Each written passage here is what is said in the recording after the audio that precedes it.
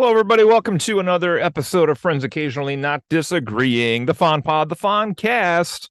We are midway through October. Our Spooktember episodes are going to resume shortly as we've taken a brief pause to take a look at the series wrap-ups for both Ahsoka and also Season 2 of The Wheel of Time. But we have a couple more Spooktober episodes coming your way to get to the Halloween time here of the year. So don't worry, we'll get you. We'll get you there. And believe it or not, we're about 10 episodes away from our 100th mainline episode, which is pretty incredible to think of. I think that's going to probably coincide somewhere around New Year's Day. So that's very appropriate. That will be starting past 100, presumably sometime in the early new year, depending on how that works out. The holidays always get a little chaotic, as you all know as longtime listeners. Sometimes our schedules don't line up as easily with some of the hosts because we have so many things going on around the holidays. So today I'm jumping back into my classic or crap James Bond 60th anniversary series. And we are looking specifically tonight at the second outing by Mr. Pierce Brosnan. This is Tomorrow Never Dies, which, I mean, already didn't have a fantastic N64 game, so it's got to be crap, right?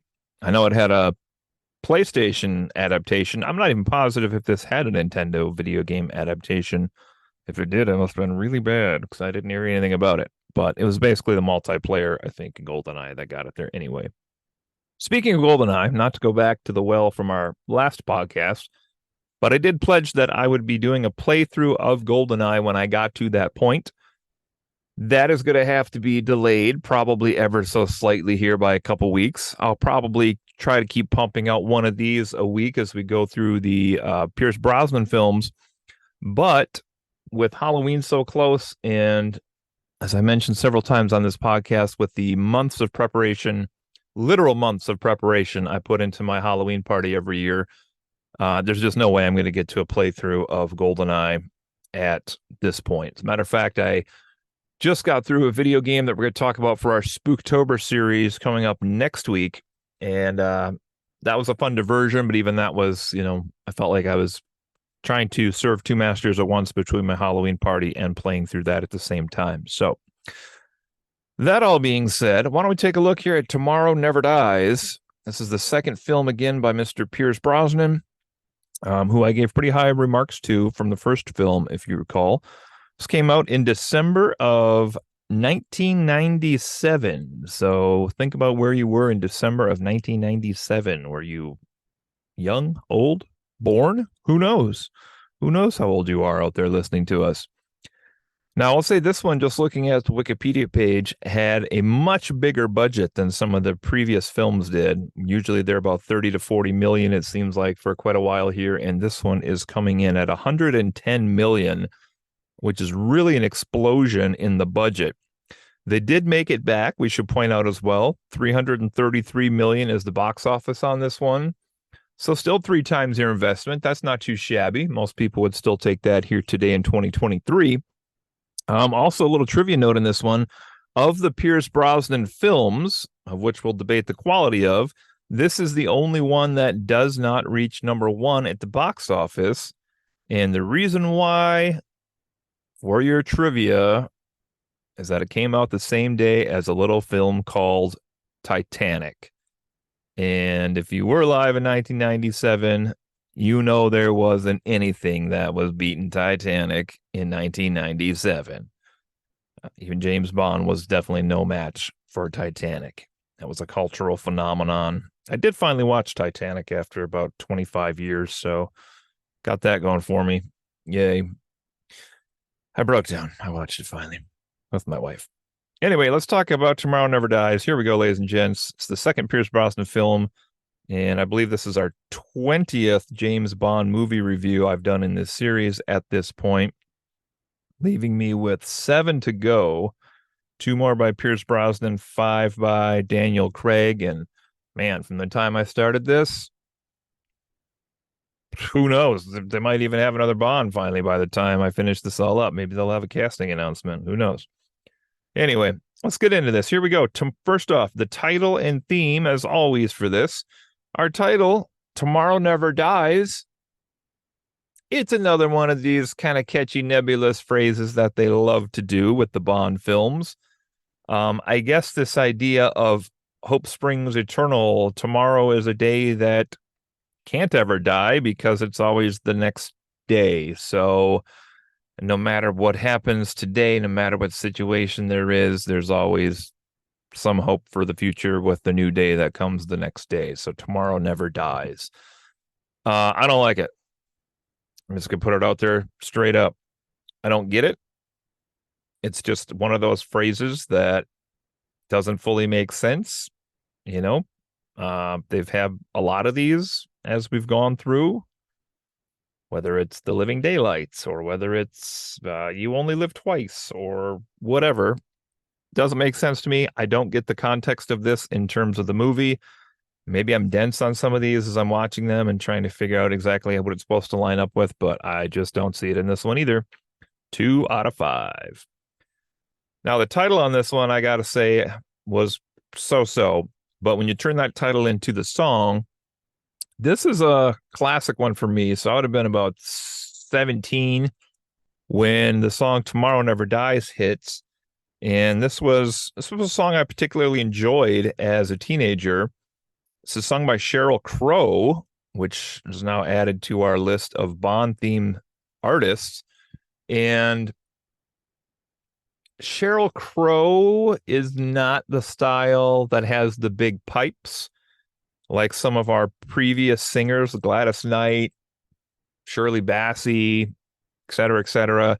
She can't do that type of a song. You know, she's more in the veins of like the Sheena Easton type role or Carly Simon or something like that. I mean, Carly Simon's actually not a terrible comparison for Sheryl Crow now that I think about that. But it's upon re-listening to this song and actually really analyzing it a little bit in my head, there's not much special about this song. It is catchy. It's got the right beats in the right spots. It's high when it's supposed to be. It's low when it's supposed to be. She gets all kind of sultry when she sings the Tomorrow Never Dies part of the line. It's serviceable, which for a lot of these Bond themes that aren't the real standout ones, serviceable seems to be about what you get with this. So for our theme music here for Tomorrow Never Dies, Miss Sheryl Crow, this goes out to you, 7 out of 10. On to our 3 acting categories. The second outing here by Pierce Brosnan, the Bond women, and then the villains in this movie. Last time I did Pierce Brosnan last because it was his first movie, but we'll do him first tonight. I actually thought Pierce Brosnan kind of looked a little more at ease with this film than he did the last one, which is saying something because for his first time out, I thought he did a really nice job with his first film. Pierce Brosnan is kind of an interesting guy because he simultaneously seems like he holds himself youthfully, but at the same time looks mature. He's somebody who looks suave and debonair, but yet can deliver dialogue pretty successfully for those puns, and also do a decent job with the action scenes, which we'll talk about here in a bit. Overall, I thought Pierce Brosnan took everything he did in GoldenEye and kind of took it up a level in this. There's less downtime in this one. You know, there was a lot of face-to-face meetings he had in GoldenEye in parts where he was walking around like in Russia and other places that weren't action per se. But here it seemed like Pierce Brosnan was basically always doing something, interacting with a character or delivering good dialogue or having a moment with a lady or a fight scene or whatever it may be. I just thought he did a really nice job with everything in this film. And for that reason, I'm giving him a 14 out of 15, which is actually tied for our highest score we've had as a Bond in one of the Bond films so far. So, title, terrible. Theme, decent. Bond portrayal, fantastic. It's going to come down to where these other 4 categories fall tonight as far as classic or crap. Next up is the Bond women.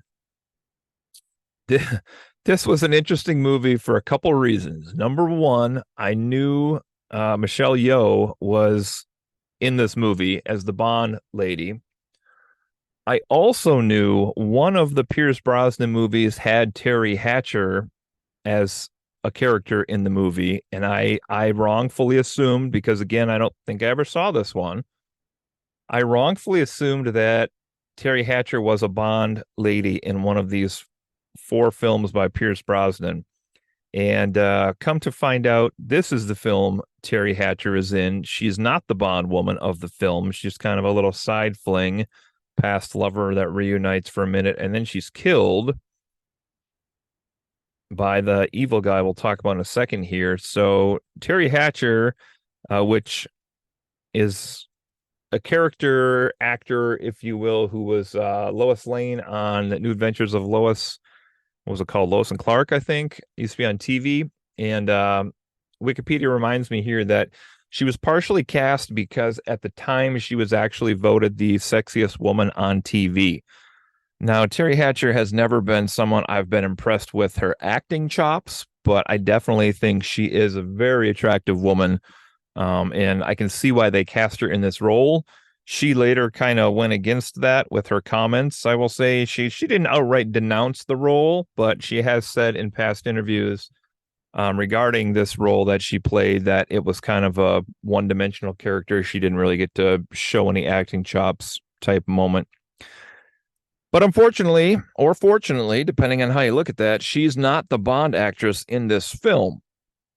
We are looking at Michelle Yeoh, who I think, all should be able to appreciate as an actress and as a martial artist. She is a character here called Wai Lin, or Waylin. I guess it's Waylin, Wailin. That's a first name, last name, Wai Lin. I don't know if that's supposed to be one of the famous puns or not. I don't know if that's supposed to be like wailing, like I'm not even positive. Maybe not. Maybe it's actually just genuinely supposed to be a Chinese name in the movie. I'm not sure. Either way, she's the Bond woman in this film. That's who we have to grade with here. So she is somebody who is working kind of a similar mission to Bond, as we'll talk about in a second, except instead of doing it for the British, she's doing it for the Chinese government. And their paths cross a couple times before they finally are literally handcuffed together and have to kind of make things work as a team. And that kind of guides the rest of the last third of the movie for them then. She does fantastic with her stunts in this. She comes off as a worthy counterpart for James Bond. Definitely has some dangerous scenes, which we'll talk about in a second here, and is a threat to the villains for sure with how she fights and is presented in this film. So she has the like kick-ass, up and coming, stand up for yourself type vibe that I've been preaching for most of these 20 movies. ... Unfortunately, she's absent in the first third of the movie completely. The second third of the movie, she's in off and on, and then finally shows up about maybe the 55-60% mark of the movie. And then she's there till the end, of course. But it's going to kill me to do this because I love Michelle Yeoh, but I have to give her a 10 out of 15 as far as her portrayal of a lady. If this character had been in the film from the beginning or even early in the movie and had a lot of screen time, I think she may have been our highest ranking one so far as, being the perfect counterpoint for Bond. And as far as being, not only like a attractive lady, but also somebody who could kick your teeth down your throat. Because she's in only about half the movie, I have to dock her some points for that as far as her performance here, just to be consistent with prior Bond women that I've scored throughout this. So unfortunately, Miss Yeoh, I have to give you a 10 out of 15. But anyway, shout out, you're fantastic. And Shang-Chi, I still love you. All right, next up. Villains in this movie. Was intrigued to see Jonathan Pryce listed as the actor of record here for the villain in this film. He is somebody who has popped up in a lot of things I've enjoyed over the years. Not all of which are coming to me at this exact moment, but one of which is the original two live action G.I. Joe movies they did, where he played, I believe, the president and then was impersonated by Zartan, that character who could kind of be a master of disguise in those films and G.I. Joe lore. But here he plays a media mogul named Elliot Carver, who is hell bent on controlling the world by controlling the news cycle. So, a la if mid 90s Ted Turner tried to take over the world, I'm not really sure what a fair comparison to this would be. It's an age where we have the 24-hour news cycle. The internet is young. We're 97 here, so that's a thing. We have radio, we have television, we have magazines, we have newspapers. This guy's goal is basically to take over the news cycle so that he can control the narrative on things, so that he can guide world events and therefore manipulate things in his stories to then get a reaction out of governments of the world to then further kind of pull the puppet strings as far as what happens next. So it's an interesting position because it's a different way to take over the world than we've seen so far. And he has to be commended for that, I guess, in terms of originality as far as our villains that we've had to this point. The interesting thing here is he's not particularly a threat, though. He's physically unimposing. He has one bodyguard that I didn't even catch the name of, to be quite honest, because he wasn't that special. But he has like a main henchman, basically, blonde hair guy who's trying to stop Bond various times and actually fails various times over the movie as well. Carver has his wife killed. We'll talk about that in a second. And when your wife is Teri Hatcher, I don't know. Maybe you forgive her sleeping with James Bond if she's coming back to you, if she's Teri Hatcher. I'm just putting that out there. No judgment, just putting that out there. Either way, this guy's not that great. 7 out of 10.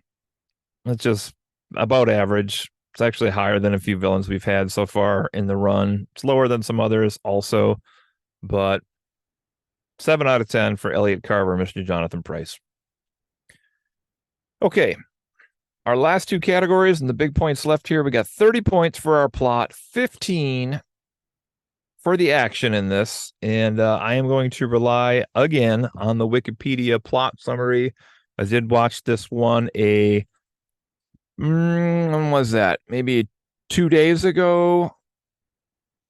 Maybe 2 days ago, maybe 3 days ago. I was painting some stuff in the living room for the Halloween party, and I was watching this film at the same time, and it was good enough that it definitely slowed down my painting. So we'll get to that total score in a second here. But here's the basic gist of the plot. All right, MI6 is going to send Bond to stop a Russian arms deal that's taking place.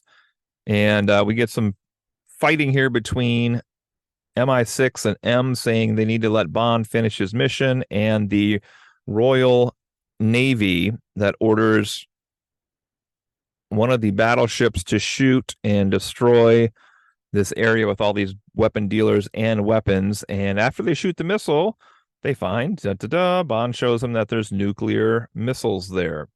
And so now they're screwed because they can't stop the missiles from firing on the site. But if they hit it, they're going to accidentally blow up some nukes. And it's going to be a ton of stuff. And actually a pretty awesome scene here. Bond kind of single-handedly takes down the entire arms operation and steals the jet and flies and just barely manages to pull the throttle to lift off the plane over the blast as the whole thing's going to hell. And this is all before we get the Sheryl Crow theme song intro. So pretty awesome scene to start this one. I mean, the way this was filmed, it's interesting now that I think about that this had $110 million budget, because this film just looked modern. And it's, I mean, what are we talking here? 26 years old at this point. But it looked like a modern day Mission Impossible movie at many parts, which is funny because this is only a few years after GoldenEye, and GoldenEye didn't feel this crisp. So it's kind of interesting. All right, Sheryl Crow sings Tomorrow Never Dies. And then we get introduced to the media guy here, Elliot Carver. This is a guy who is basically trying to start a war between China and the United Kingdom. We get a ship, the HMS Devonshire, that is, they think ambushed, but essentially they have this big drill that drills into the side of the boat and it sinks, and they all have to jump overboard to try to make it out. But then the henchmen actually just shoot down all of the people anyway. So they take one of the missiles. This is Carver's evil men. They take one of the missiles to shoot down a Chinese plane who was there to investigate it, and therefore we have a stage set where it appears the Chinese have sank a British ship and then shot all of the survivors in the water because they used Chinese weapons to do that. And we then have a Chinese plane that is shot down using one of the British missiles. And the idea of this, like, pitting two nations against each other has been done maybe 3 times already in the Bond movies. So this is not original, but it's pulled off fairly convincingly here as we do that.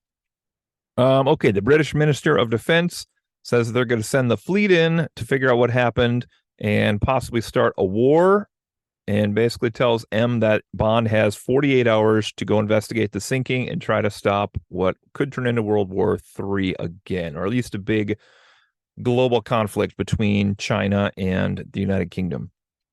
Okay, so Bond goes undercover, and he goes to talk to Carver's wife. This is Teri Hatcher. Her name is Paris, and this is also a person that Bond used to date, and he kind of abandoned, and of course that gets thrown in his face.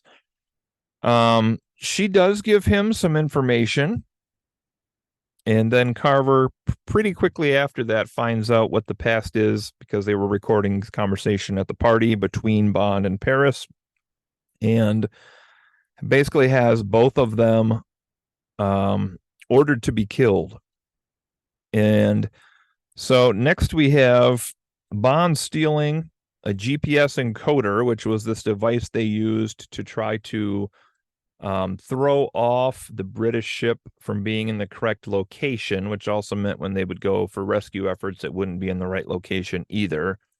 And they were also using it, I believe, to justify some of the international boundary water between the South China Sea and some of the lands around that, which are, still a place that's really disputed in today's world. So definitely one of those places that could spark a big conflict even in today's world. So, okay, let's see here. We have an assassin, a guy by the name of Dr. Kaufman, and he is killing Paris at Bond's hotel room. Bond comes back to his room to find Paris dead on the bed, and essentially Kaufman tries to kill Bond as well. They have a videotape already ready for the news to announce that his wife was found dead in Bond's room and Bond was found dead. They were going to run that tape worldwide, but Bond manages to kill Kaufman essentially, and then we get a pretty sweet car chase, which is some technology Q had given him earlier in the film. Basically looked like an old, maybe like a Nokia or a BlackBerry type cell phone that kind of like slid, and then there was a finger pad. No, it lifted actually. It lifted up top like in half, and then Bond could control this car with the remote control essentially by kind of using like like a finger pad like you would have on a mouse. Is kind of how he steered the car. And this car is pretty sweet. It's basically indestructible and has electrocution through its metal you could use, and like I said, the bullets would just bounce off everything. And there's always henchmen trying to stop this car, and Bond just plays with them for, man, I don't know, it felt like 8 or 10 minutes. It probably wasn't that long, but it was a pretty epic scene where Bond's kind of racing around through the levels of this car park and hitting people, and basically he exits the car park, but he jumps out of the car. He jumps in through the car window, I should say, at one point as well while it's driving around. And then jumps out, and then the people all go follow the car, which he smashes off of a roof, and it goes through the front window of an Avis rent-a-car, because of course it does. Which is funny because that was how Q gave it to him undercover, was Bond got it from a rent-a-car place. So pretty sweet tech in that little scene, more believable than some tech we've seen in most of these movies so far, or if not more believable, at least more grounded, maybe. Might be a better way to put that. And that's probably solely because this is a 1997, where if this had been like a 1967 gag, this probably would have looked like sci-fi back then. But anyway. Okay, Bond meets with Jack Wade. This is a character that's popped up in the last movie already. Seems to be a throwback of that Southern agent we had in some of the Roger Moore films earlier. And essentially, he goes to investigate the wreck. And this is where he finds Miss Wai Lin, who is, again, Chinese security. They're both there to look at the sunken ship, and they find that one of the cruise missiles is missing. But once they reach the surface, they are taken by the henchman. The blonde guy is named Stamper, apparently. And he's taken to the media headquarters in Saigon. Pretty daring escape here, where they smash through the window. They're handcuffed together. They jump through the window, and then they grab the edge of this massive, like 20-story banner of Carver's face, and it kind of rips slowly as they slide down the side of the building. And they have to kind of push themselves to smash through the window of that floor. And then they are still handcuffed for quite a while, and it leads to some pretty sweet motorcycle chasing here, where they're still handcuffed together, and there's really creative methods where they're riding, front to back, front to front, looking in different directions, doing different things as they're driving by, but all the time their hands are handcuffed. So sometimes they are helping one person steer, sometimes they each have a handle on the handlebars, but it's pretty cool. All right, let's see what else we got here. Yada yada. We got more stuff here between Britain and China possibly starting a war, and Carver's going to help somebody in China take over the country, and then in exchange he's going to get the rights to be the broadcaster in China for the next 100 years, which is, of course, why wouldn't you start a war for that? Anyway, all right, Bond and Wai Lin get aboard the stealth ship that they've been looking for this whole time, Carver's secret ship, and they stop him from firing the missile at Beijing that they were going to do. This is the missing missile. Essentially, Wai Lin is captured, so Bond captures this other guy named Gupta who works with Carver, but Carver basically says he doesn't care about this guy anymore because he did what he's supposed to do, so he shoots him and kills him. Bond has a grenade that he detonates in the hull, which starts to damage the ship and also ends the stealth device, which allows people on radar to see it. And then we have the Royal Navy coming in here for the kill.